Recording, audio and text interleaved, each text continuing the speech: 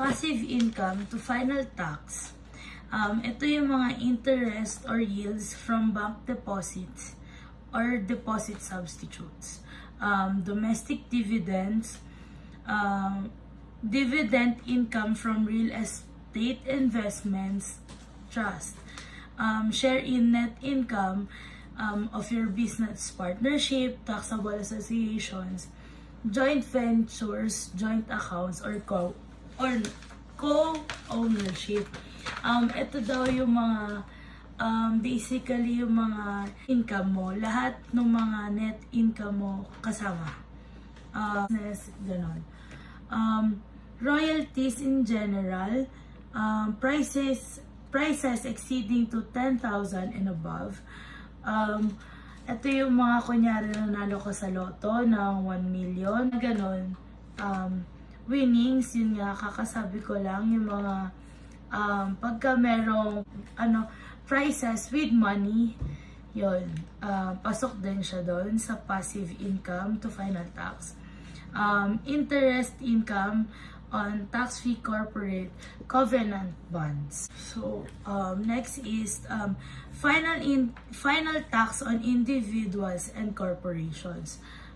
Unless otherwise indicated, the final tax rate to be discussed in the following sections is applied to all taxpayers, including the individuals and corporations. Other than that, non-resident alien engaged in trade or business, or NRA, NETB, and non-resident foreign corporation, or NRFC. So, interest income or yield. Interest income or yield from local currency bank deposits or deposit substitutes are subject to final tax as follows. So, if yung source of interest income mo is from short-term deposits, ang individual ay magko-collect ng tax or magkaka-final tax ng 20%, while sa corporation naman is 20% din for a short-term deposit. While sa long-term deposits or investment certificates, kapag ang individuals is may long-term deposit, ang individual is exempted. While yung corporation naman is may 20% pa rin. Note lang din na exemption does not include NRA and ETB. So meaning, hindi exempted yung mga non-resident alien that not engaged in trade or business. So kahit individual ka pero NRA and ETB ka, you're not exempted to pay the final tax.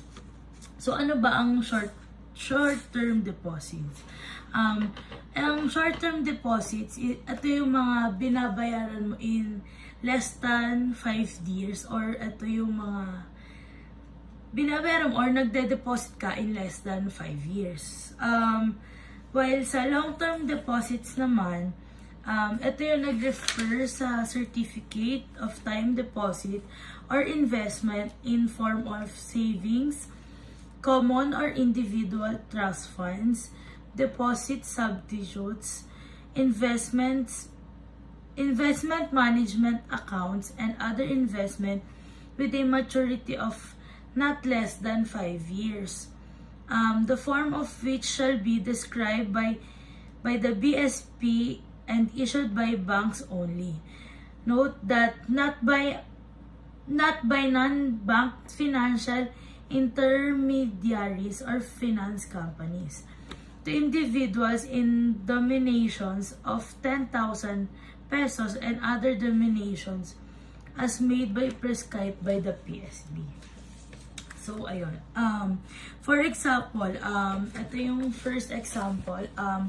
A taxpayer earned the following interest income from the various deposits. So, kunyari yung taxpayer is individual. So, meron siyang 6 6-month time deposit na 8,000 pesos. Then, sa 2-year time deposit naman is 12,000.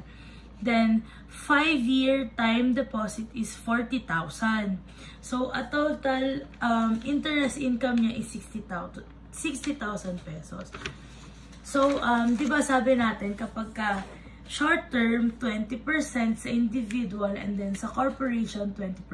Then, while sa long term or sa investment or yung may mga investment certificates, yung individual is exempted, pero kung yung individual na yon is non-resident alien that is not engaged in trade or business, hindi siya exempted. While sa corporation naman, 20% din. So, moving on. So, si individual is, ang sabi ko nga, sa 6-month time deposit is 8,000 pesos. Yung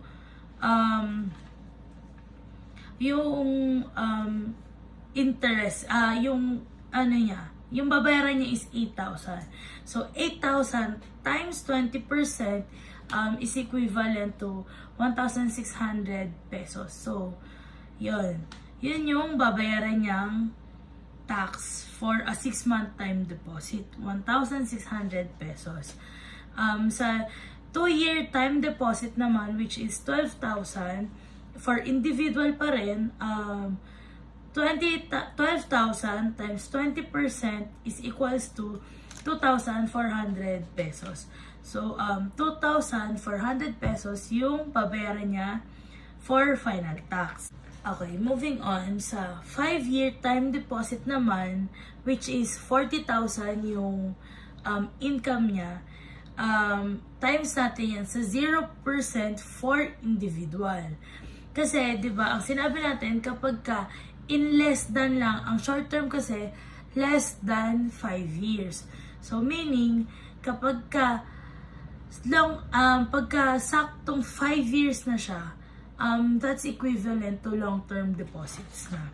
So, si taxpayer na individual have 5-year time deposit niya is 40,000 times 0, meaning 0 pesos si 0 peso or 0 tax siya sa long-term deposit niya or wala siyang babayarang tax. Sa kinumpute natin yung 6-month time deposit and 2-year time deposit. So, ang 6 months is 1,600 while plus 2,400 para dun sa 2-year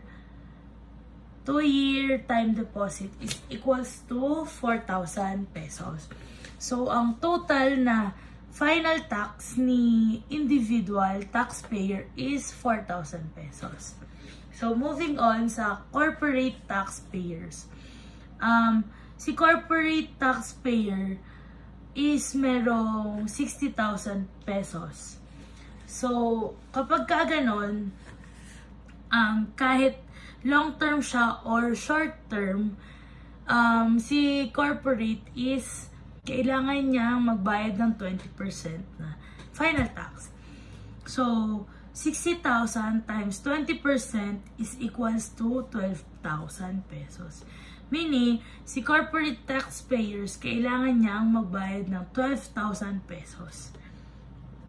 The exemption of individuals on interest income on long-term deposits is anchored on the fact that long-term deposits are usually channeled to the financing of long-term projects, such as infrastructures, property developments, and other construction projects, which are deemed essential to the development of the country. Note that exemptions is limited only to individuals to exclusion of corporation. Next illustration. A resident taxpayer received 16,000 pesos interest income from a bank. So, ayun, 'di ba sabi natin kapag ka interest income or yield siya from a bank, magkaka-interest income siya na kapag ka-individual ng short term is 20% and then corporation is 20% din.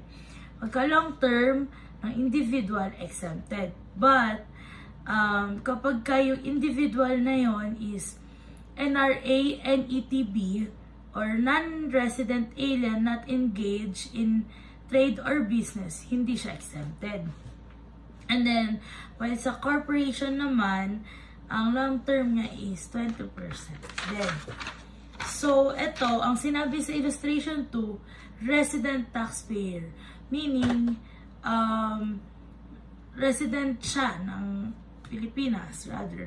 So, palagay na natin na short term siya. So, magkakaroon siya ng final tax rate na 20%. So, ang solution is gross interest income niya is 16,000 pesos. Divide mo yon sa 80% is equals to 20,000 pesos. And then, yung 20,000 will multiply mo siya sa final tax rate na 20%. So, is equals to 20,000 times 20% is equals to 4,000 pesos. So, ang final tax withheld niya is final tax withheld ni resident taxpayer is 4,000 pesos. For the last illustration, Bangko Negro incurs the following interest in its saving and time deposit accounts from the following depositors. So, ang depositors niya is resident individuals na 600,000 ang dineposit. Then, si resident naman, resident and domestic corporation is 800K or 800,000 pesos. Si non-resident alien not engaged in business is 200,000. Then, si non-resident corporation naman is 100,000. So, 600,000 plus 800,000 plus 200,000 plus 100,000 is equals to 1,700,000 pesos. 700,000 pesos. So, paano ba natin i-compute yung rate niya or yung final tax rate niya? So, si resident individual, sabi nga natin, kapag ka-individual and then resident siya sa country, may 20% siya. While si corporation din may 20%. Pero pagka corporate ka, kapag ka long term ka na individual ka, wala ka. Exempted ka for a final tax. Pero pagka NETB ka na long term, hindi ka exempted for 20% na tax rate. Pero sa corporation, whether it's long term or short term, may 20% tax rate ka talaga. So, ayun. So, si resident individual has 600,000 nga. So, 600,000 times 20% of rate kasi individual nga siya is equals to 600,000 times 20% is 120,000 pesos. And then, next naman is si resident or domestic corporation, it has 800,000 pesos. Meaning, corporate, may 20% din siya. 800,000 pesos times 20% is 160,000 pesos. And then, ito naman si non-resident alien that is not engaged in business, is not exempted for paying tax, has 25% ng tax rate. So, si non-resident alien has deposited ng 200,000 times mo yon sa 25% is equals to 50,000 pesos. And then lastly, si non-resident corporation. Corporation pa rin siya, kahit hindi siya resident, is meron pa rin siyang tax rate. So, siya naman is 100,000 yung kanyang dinedeposit me. So, 100,000 times 30% is equals to 30,000 pesos. So, computein natin lahat yun. Yung Bangko Negro has final income tax to be withheld by Bangko Negro is 360,000 pesos. Ayun lang po. Thank you.